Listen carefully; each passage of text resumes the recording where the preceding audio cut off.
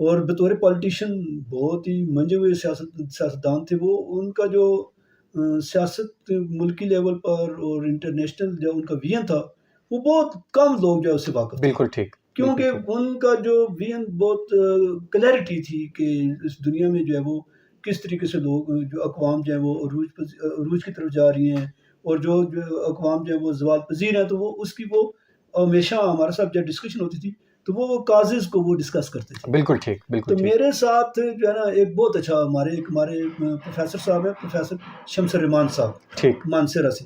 ٹھیک. انہوں نے ایک ریپٹیشن کی تھی ایوب میڈیکل کالج. وہاں پہ ایک کیس تھا جن میں یہ تھا کہ میں اور شاہ صاحب نے ان کا وہ کیس لڑا تھا اکٹھے.